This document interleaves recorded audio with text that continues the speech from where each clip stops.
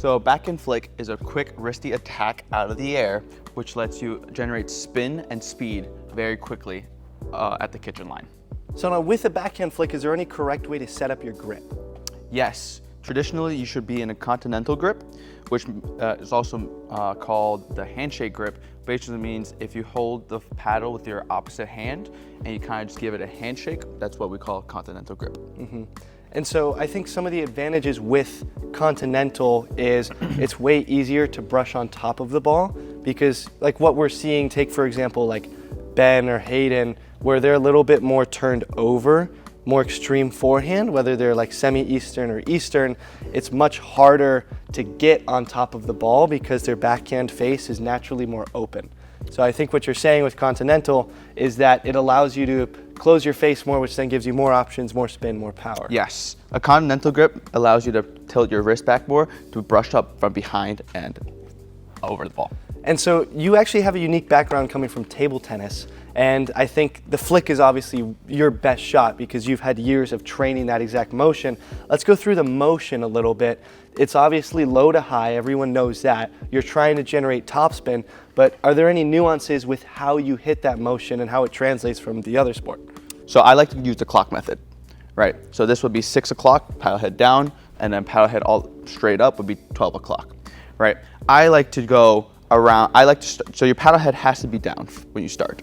I like to go around 7, maybe like 8 o'clock-ish. I don't go all the way down to 6. I just feel like if I go down to 6, it kind of hurts my wrist a little bit. Wrist and probably a little bit too much inconsistency. Yes. Because the bigger the motion, the harder it is to hit the ball at the right time. Yes. So I usually start around 7, 8 o'clock, depending on how low the ball is.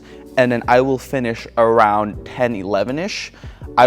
You could stop at around 12, but I would never go past 12. Same concept as you should never go past 6, you should never go past 12 here. Because either way, you're gonna kind of strain your wrist. And then if you go past 12, you kind of have a hard time coming back for the next shot. Because I usually finish here, I snap here, and then I'm ready back for the next shot. But if you go all the way past 12, you kind of gotta tilt your entire arm back to get ready for the next shot. And then you should make sure you don't really bring your elbow up too high. You want to be in an athletic stance, bend down, reach forward here, and just flick. Lead with your hand instead of lead with your elbow. I see what you're saying. So is it a good rule of thumb to have it closer to your body rather than further out? So your elbow, yes, you kind of want a little closer to your body. It doesn't need to be like touching your body, but you just want to be closer instead of flaring it out. I will say when we get like a higher backhand flick, say for example, like they hit a high third and we're taking this fourth ball out of the air and now it's a little bit higher, then it's obviously going to be a lot easier to time. And even though my starting position never drops past that 6, it will sometimes turn over past the 12 just because there's more time. And so I think when I'm hitting these flicks down, then I'm able to turn over it more, and because my reload is going to be a lot longer, but it's okay because I'm hitting it down and they're typically going to be hitting that next ball up. It's not going to be like a counter hands battle. Like most of these flicks that we're talking about, this good rule of thumb that's like never past 6, never past 12 is actually super important, because I think you have the best reload time for flicks. My flick compared to your flick, my reload time is probably half a second more, because I flick sometimes and like I start something, well, it's more inconsistent because my starting time or my starting position is all over the place. I don't have like one set rule for where to start. But I sometimes, just looking at film, I turn over and I'm all the way over here. Meanwhile, you, because obviously you're used to table tennis, you flick and you end like right here. And you kind of just turn over it here and then you're ready for that next backhand counter. So with this, like the majority of speed ups, it's going to be all wrist. Like off the bounce, you should use more wrist than anything else. Off of a forehand out of the air, you're still turning over, getting that wrist to generate that topspin, and it's no different here. And so not only that low to high motion generates it, but also I think getting around the ball a little bit when you make contact, you're not pushing straight through it. If you look at some of these pros and you actually slow-mo it, like when Ben hits it or when Hayden hits it, they actually flick around the ball a little bit. So if the ball's right here, they're flicking around it on the outside to the inside. And that helps generate even more topspin. And since most speed ups are going middle, that's gonna help place it correctly. I agree. I want to say that the backhand flick is probably, when I do it, it's probably like 95% wrist. I'm not really using too much anything else. Like I might use a little forearm. I'm not using really any shoulder. It's mostly just a quick snap of the wrist. Yeah, and so granted that increases variability, but when you're flick and you have it in your strike zone, which we'll talk about in a bit, it's a 100% worthwhile shot to hit. And it's like what you said, 95% wrist with a flick. I think you're spot on compared to like a ground stroke where it's like, yeah, you're doing a little bit of wrist, but mostly just shoulders and arms, and then making sure that you have your core pushing through the ball to generate some of the power. Completely different here. Your core and your legs are just here to provide balance and a little bit of reach. There's no back to forward weight transfer in this shot. It's just your flick. Everything else is leveraged to give you as much reach as possible. Yeah. Compared to the other shots where the ball is coming to you and you're making contact with it closer to your body, you're actually fully extending on this shot. In order to get on the outside of the ball and hit a successful flick, I think breaking your wrist is very important. Some people just hit backhand flicks like this with a smaller range of motion, but breaking your wrist is essentially when you pull your wrist backwards towards your body, kind of like this, making this motion, and that allows your paddle face to drop more. And honestly, I talk about this in some of my other videos, breaking your wrist is a pretty strong position. I use it during counters, I use it during some of my speed ups as well. So it's nothing new, and breaking your wrist is, honestly, you see it at the pro level with every single pro. Yeah. No pro hits a flick where they're just low to high right here. They actually fully break their wrist back to then get behind it and push through it. Yeah, because if you don't break your wrist, you don't really have that many options here. Like you kind of can only flick cross court, and like this is not going to be a good flick. It's very hard to kind of go low to high here and generate topspin, and you have no options. Mm-hmm. Now let's talk a little bit about the strike zone. I have a few rule of thumbs. I took some of them from Tyson McGuffin, but I think my best rule of thumb for when to speed up a ball is you have your thigh. I think the middle of your thigh to upper thigh is the correct time when you should speed up a ball, whether it be off the bounce or out of the air. I think out of the air, since it's going to be a little bit sneakier sometimes, maybe you can reach and get away with it at your knee level at points. But for the most part, I think I'm looking for at least mid-thigh in order to hit this speed up. So when the ball is coming out of the air, I'm looking to make contact around right here, which if you draw a line, is going straight to the middle of my thigh, because if it's below my knee, if it's definitely below my knee, I'm hitting up on it at least a foot over the net, which is practically impossible to get past your opponent.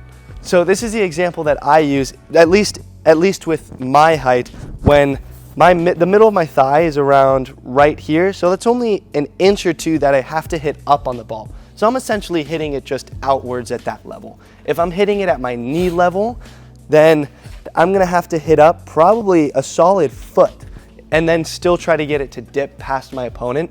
So that's the strike zone that I look for. There are times where if I'm trying to be a little bit sneakier, and I think you're really good at this, then you can take it at your lower thigh level. And plus when you bend down, then your lower thigh drops as well.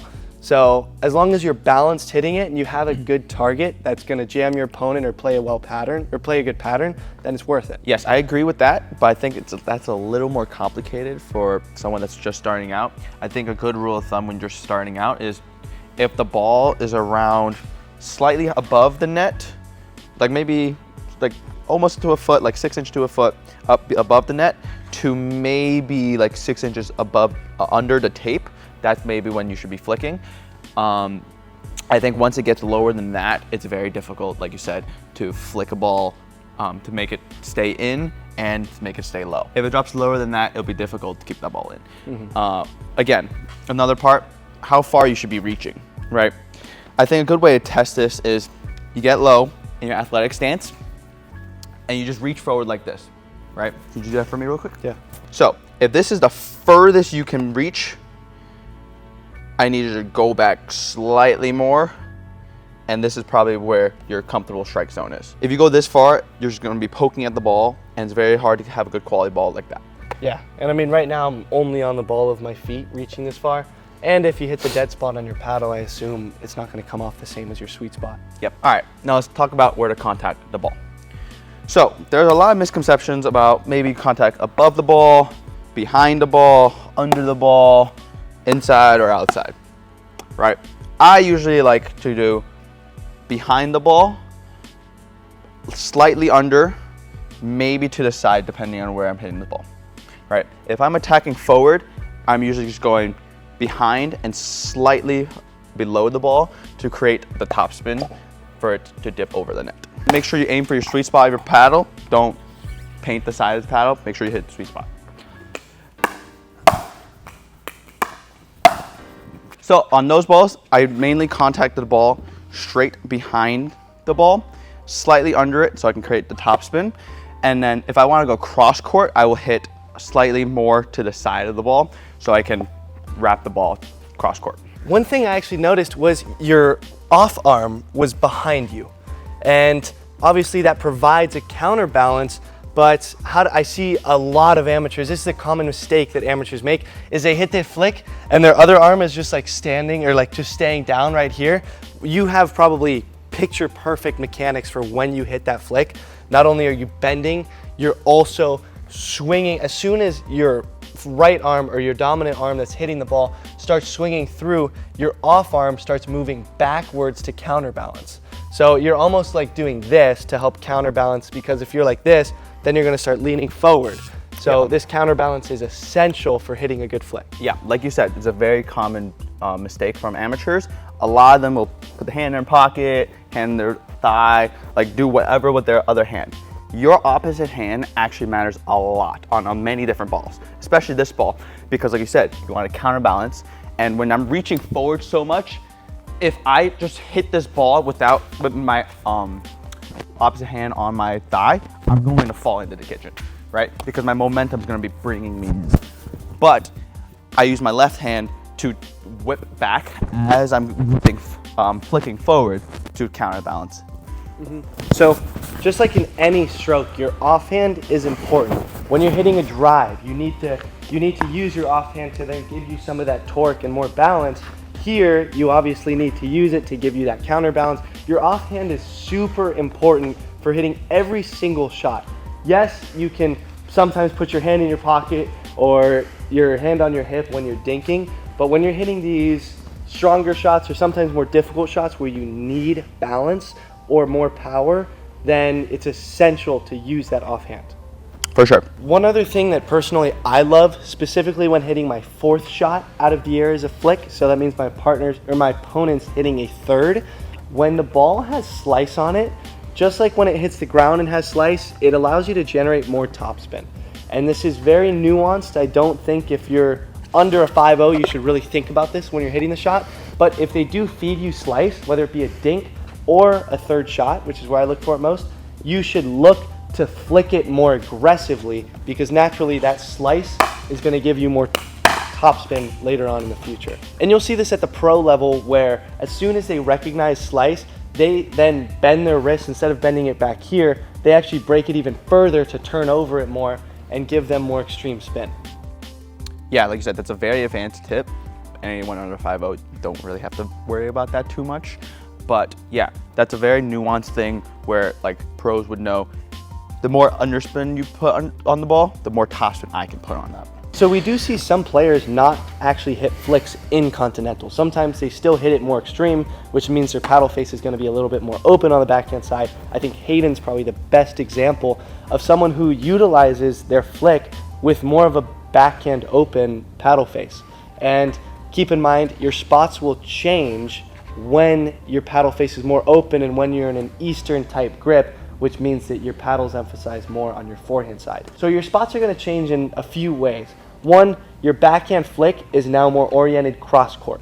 So you'll see a lot of clips of Hayden where he has a high flick, and instead of hitting the ball deep, it's tougher because of that grip. He snaps it short and quick to the corner instead. Compared if you see a J-Dub or a James or someone like that, when they hit their flick, they don't have that short angle because they're mostly Continental. So they flick it, they're trying to aim deep, but that's because they're in Continental. Your spots are gonna change a little bit if you're in a more Eastern type grip, where now you can hit those more extreme angles. Zane Ford is another example of someone who sits in that grip and is able to hit those short shots very well. But for the most part, it all depends on your game. So if you're Continental, you should focus on just getting it deep in the middle of the court. If you're a little bit more Eastern, then you're gonna want to find these short angles. Another thing to note is the difference in spots and patterns based off of whether you hit it in the front of your body versus more to the side. So take, for example, all of these flicks, we're assuming you're the left side guy, as you can see. If you're in the middle of the, if you're in a cross-court dink battle, left to left, one of the most common dink patterns, then if you flick it in the center of your body, you can't find that line of the person in front of you, because it's either gonna go out once it goes past their shoulder, or it's gonna be too short, where it's just gonna be like a dink. And so this ball right here is more commonly hit middle, as well as to the person cross court, or as a little roll volley if it's high enough. Compared to if you get a ball that's out here and you're extended more out here, now guess what? You've opened a straight line down the line to hit that flick, as well as continuing going middle. Yeah, it's gonna be a little bit tougher to pull this ball back cross court.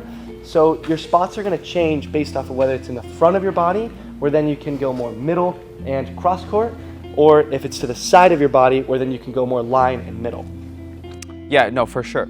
I think a good saying here is angles create angles, right? When you're in the middle of the court, you don't have as many angles, but the wider you get, the more angles you have. So let's talk about the spots on where you hit the speed up based on your pattern. So if you have a good speed up and you have enough leverage to hit it in every spot, then you have the line speed up, you have the person's body in front of you, you have middle, which there's many subsections to middle, but I'm just grouping all of that into one. And then you have cross court, which honestly, I consider cross court more the person's hip area. I think right hip's a really good cross court angle. It's the best one. And then you have a roll volley short, but we're not going to include that here. So can you walk us through when to hit each specific ball into each specific spot? Yes. Now, let's talk about where we want to hit this ball. In a perfect world, we're getting all these balls down, right? If the ball's high enough, I always want to get this ball down. Your first priority should always be to get the ball down. However, a lot of times it's going to be very difficult to get this ball straight down at your opponent's feet. And so when you have a ball that's high enough to hit down, yes, that's obviously the number one priority, but are you trying to hit cross court or in front of you, or what's your spot? I want to hit this ball down at your feet in front of me, because you have the shortest distance from me and you have the shortest time to react to this ball. If I hit it to your partner, even though it's going to be like a 0.2, 0.3 second difference, very small difference, but in a pickleball, it's going to be a very big difference, and that's going to make a difference of me hitting a winner or them getting the ball back. Mm-hmm. So a lot more time to prepare. Like if I'm here and you hit it, there's only 7 plus 7, which is 14 feet for me to react. If the ball's coming at, 10 feet a second or 15 feet a second, it takes me a split second. I'm not going to be able to get the ball down all the way at my feet. Compared to if I'm over here, ball may come and ball may take a lot more time.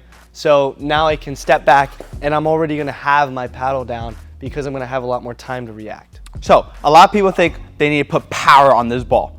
Power should be your last priority. The first priority is getting this ball down. 2A should be placement, and 2B should be spin. Power should be your last priority. For this ball, a lot of people think they need to put so much power on it to hit a winner. For a flick, rarely you're going to be hitting a winner, and you shouldn't be going for a winner unless it's this high. Like if it's high, then obviously if you can hit a winner, that's perfect. But a lot of times you're not going to be able to have the chance to hit a clean winner off this ball. So this ball is more for you to set up your next ball to hit a winner. So the most important part about this is your spots, right? Because even if I hit this ball super hard right at Jack's chest here, and it's right at his paddle, he can just counter that ball right down at my feet, and then I'm screwed.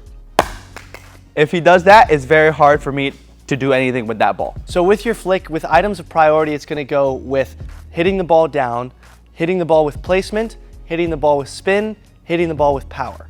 And in that order, placement and spin are very close, but since you want to find your spot more than you do want to hit it as aggressively with topspin as possible, that's why placement's going to be a little bit higher. To hit the spots, it depends on where I'm actually getting the ball, right?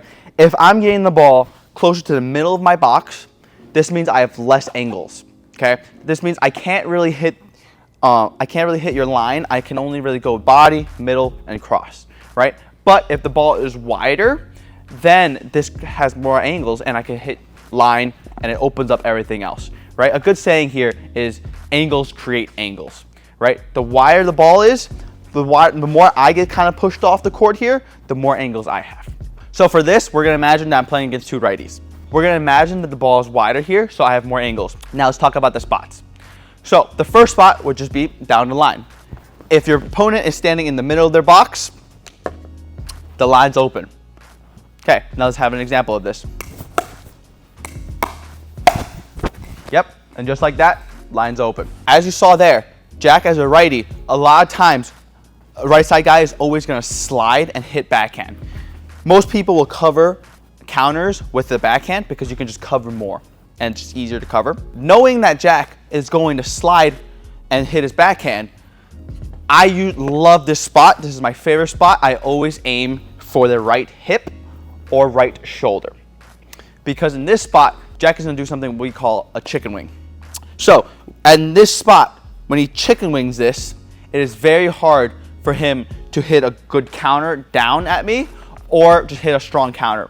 A lot of times, this is either gonna be a reset or it's gonna be a pop-up, right? Like I said, you're not trying to hit a winner off this flick, you're trying to set up your next shot. So when I hit this ball at his right hip and I get him to chicken wing this ball, he's gonna pop this ball up and I'm gonna be able to finish the next ball. So here, let's see an example.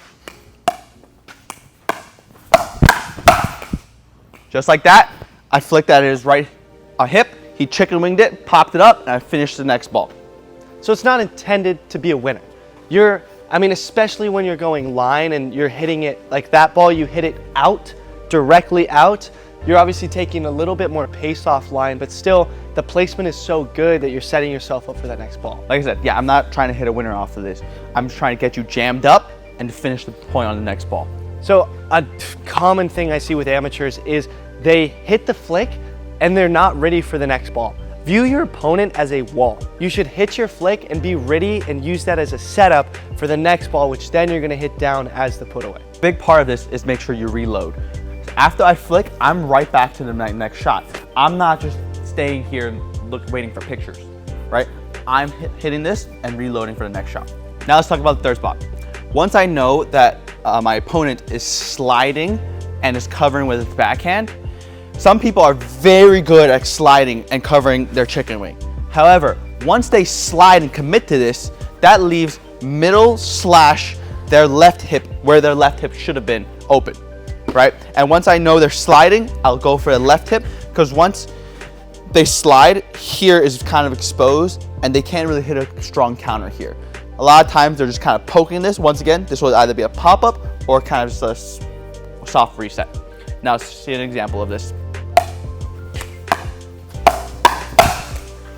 Same thing, he slid, kind of hit a weak counter at me, and I finished the point. It's interesting seeing how there's like pre and post slide and how you can plan accordingly. So right here, I'm in the middle of my box. I have line exposed, but if I slide early expecting you to hit that ball line, now middle opens up by 2 extra feet. So where I was, my left hip is technically now middle. Yeah. Because now it's further away from my body. Yeah, so this spot I usually would go after I see how you slide. Usually your first shot should always be to the right hip, because not many people are very good at sliding and covering this. A lot of times you will get them chicken here, and this should be your first shot to go for. I always love to test my opponent first to see how they react to this ball, and depending on how they react to this ball, then I decide how to hit the next ball. Right. Exact same thing as a lefty, because I'm speeding up on the right side with a lefty backhand flick. I aim for the right hip, the first point of every single match, because that's just the most difficult shot to protect. Now that I know that my opponent is sliding, that exposes middle, right? And depending on how good the left side player covers middle, then I decide what I'm gonna do with my next ball, okay? If they're not covering middle as well, then I can just flick one middle, because you're sliding, that leaves here open. So now that Jack's on the left side, I see that he's not covering middle as well, then I'm gonna start going middle. An example of this would be, yep, and that's a clean winner at middle, right? However, a lot of times, left side guy will cover middle very well. Now, what do I want to do if they're covering middle very well? Now that I know that he's going to commit to the middle here, now I want to aim more towards his body / same spot, kind of right hip, maybe like right chest / right shoulder area. This is because once they commit to covering middle with their forehand, it is very hard for them to cover their body. An example of this would be this. You got to body bag them there, or you're going to jam them up here. Especially when the left side guy hits this dink and they recognize that the ball's high, they're going to cheat early. So Yes. this is a good counter. If the left side guy is very good at closing, your opponent's left side guy, then if they're coming early, then you can just bag them straight at the body. And obviously the lower the better. I think right hip or just like belly button is a very good spot because they're opening early. Their paddle's going to be here anticipating it. It's tough for them to close like this. And because of that, as long as you don't hit it over their shoulder, so then it goes out on the sideline. If you're aiming body, then that's a really good shot. That is another reason why backhand flick is such a strong weapon, because it leaves your opponents at your mercy. You have so many options and they don't know what you're gonna do, because everything that they do to counter you, you have another shot to counter their counter. Now let's talk about the last option, which is the most difficult to master. And I think you and I have a little bit different of views towards this. This is the short flick cross court. We see few players really master it, even at the pro level. This is when you're set up here and instead of hitting a normal flick, you hit a very aggressive, extreme flick that's short. It lands probably at the kitchen line. So in my opinion, I see this shot as a negative ROI shot. And so that's why I personally don't have it. I tend to not use it because I just stick with the patterns that I have. Yes, I'm currently trying to build on it a little bit, but for the most part, I try to stay away from it because you really do have to be hitting down on this shot. And so what do you think the advantages are of this? So firstly, I agree with you that a lot of times this is not a good shot for 99.999% of players, right? But for me at least, because I had years of table tennis under my belt, I'm very good at using my wrist here and controlling this shot.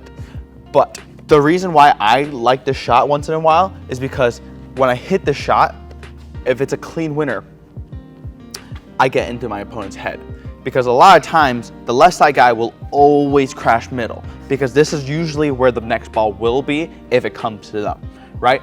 But if I get this ball down at their feet to the kitchen here, a lot of times that'll be a clean winner. And once I hit a clean winner there, then it gets in their head that they have to cover here too. So a lot of times, if they think that they have to cover here, that leaves middle open for that split second, and then I can start opening up middle too. So I see what you're saying with that, and that's exactly my viewpoint with bags at the beginning of match rather than the end, is now if you go like full power into someone's chest at the first point, the first chance you have a speed up, now instead of them being at the balls of their feet leaning in, they're a foot off the line on their heels. And so that'll yield positive benefits later on because now they're a little bit hesitant. Same with that, even if you miss it, on the first shot, if you at least show them that you have it, now they're gonna be a split second to cover middle because they're hesitant to leave their spot because they know you have that option. Exactly.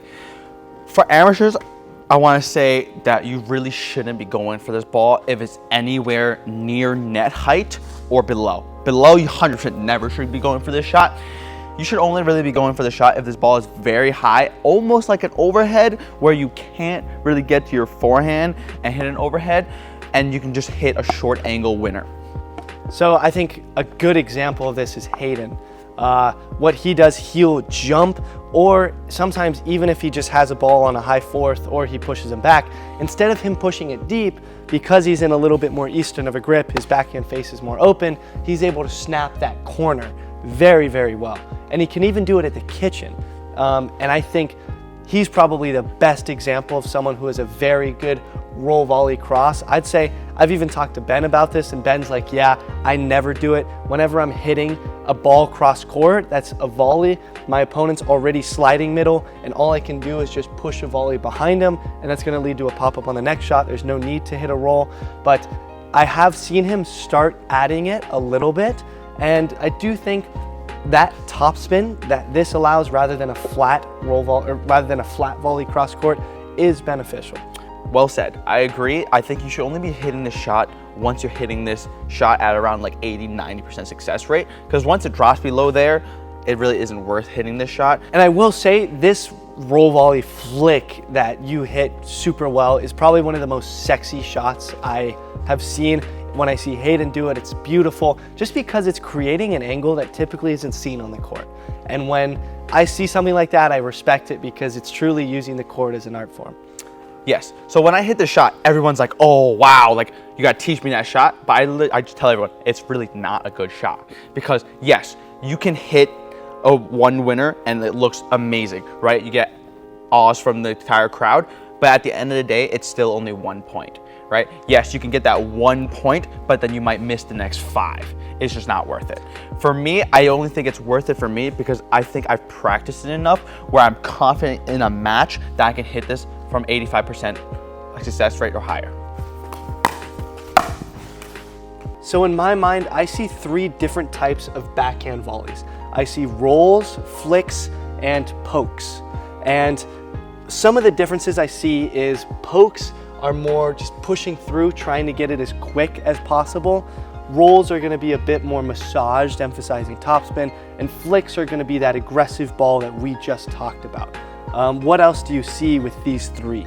Okay, so I think the main 2 will be a flick and a roll. That's what people usually get confused on. So a flick will be very wristy and will be around 95% of just wrist, right? And maybe little forearm, very little shoulder. So for that ball, you want to be higher than net height or slightly below the net.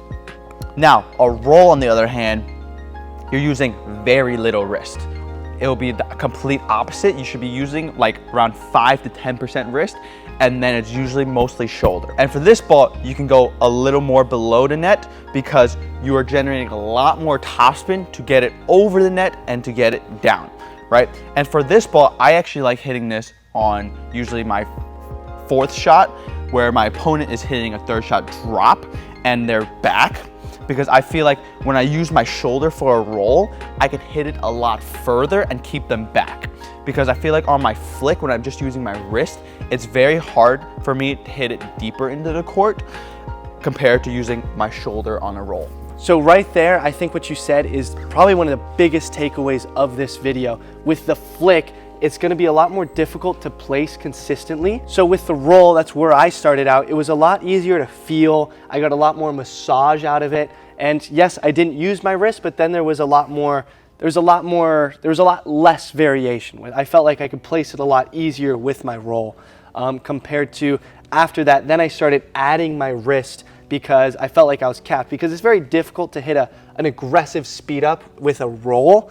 Granted, you can place it well. It's not like once you get to those higher levels, you will need a flick, and the flick is vital. It's tough to, in my opinion, it's tough to place the flick at the same level as a roll when it's thigh level.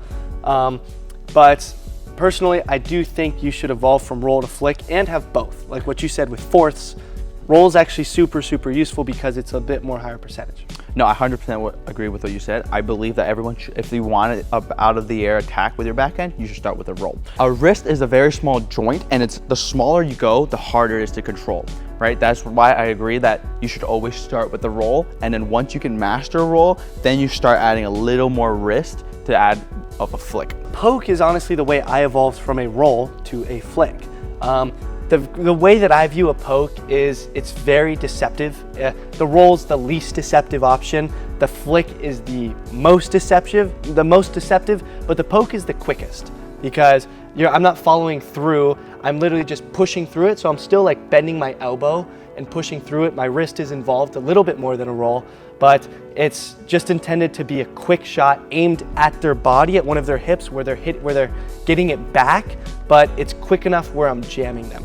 And that's how I view a poke. So when I'm speeding up, I'm aiming right hip for the poke, and it's just gonna be quick. It's not gonna be as heavy topspin as my flick, but it's still a very good option that's gonna be quick.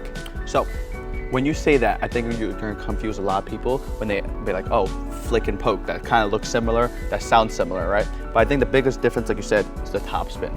Because a poke, you're not using as much wrist and you're not generating as much topspin as a flick. So a lot of times when you poke that ball, it may be going out. Do you agree? Yeah, I think with pokes, I'm gonna be pushing through it more rather than that low to high motion that the flick's gonna have. Yes, and for this ball, it has to be a lot higher.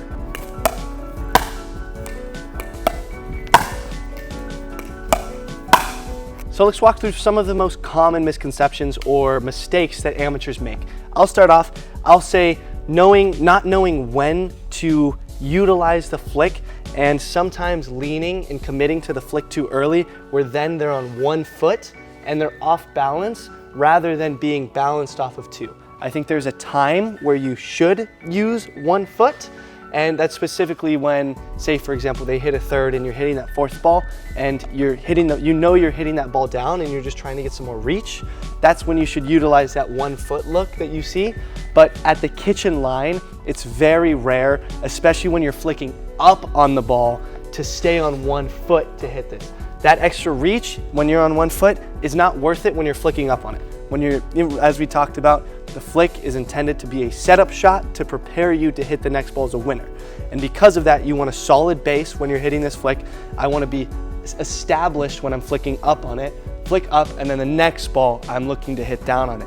When you're like this, your recoil or your reload is now this rather than this. Another common mistake I see a lot is a lot of people, they kind of poke at the ball a lot and they don't break their wrist, right? They kind of just firm up their wrist here, and when they firm up the wrist, it's very hard to actually flick straight. Like I said earlier, you have to make sure that you break that wrist. Another thing I see with players that are a little bit capped is they tend to just utilize this inside out slice too much. So for example, instead, when I'm watching an amateur, and instead of them hitting at least a poke, but instead of them hitting a flick, they try to like slice this ball line like this. That never works more than once. It's easy to read, you're slicing it so you have much less margin to work with, and overall, this is not a long-term strategy that's gonna get you to the next level with sound fundamentals. Another common mistake I see a lot is people gripping the paddle way too tight, right?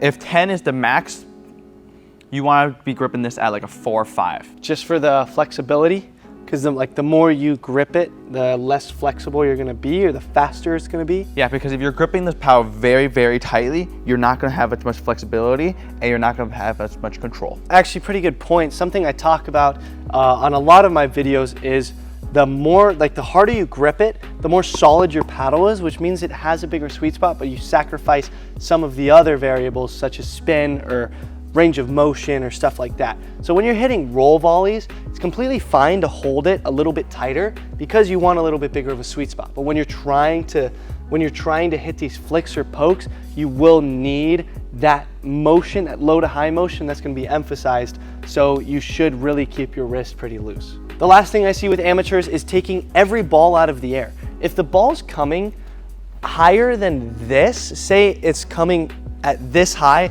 for example, most commonly a third shot that is loopy, you don't need to take it from down here. Instead, you can let the ball bounce because it's gonna bounce higher than if you would out of the air. So the flick has a time and place, but you should also work on your off the bounce speed ups, but not everything that you can take out of the air, you should take out of the air. So the simplest way you can practice this, you can just find a net, come up to the net, and kind of practice your flicks here. It forces you to break your wrist and hit this flick correctly. You can just come up to the net, make sure your legs are bent. Because it's net height, it's where you should be hitting the ball already. Bend down and kind of just make sure you're brushing up behind this net. So once you know the movement here and you perfect that, then you can start practicing hitting it a ball. So one way you can do this, you can just have someone feed you balls to your backhand and just practice your flicks. Make sure your legs are bent and you're reaching forward. Make sure your left arm is whipping back. That concludes this masterclass of how to hit a backhand flick Thanks to Len for coming out, providing some nuance. I learned some stuff as well. I'm gonna link his socials right here as well as down below. Thanks to ProXR for sponsoring this video. Thanks to the kitchen for having this sick venue, and I'll see y'all next week.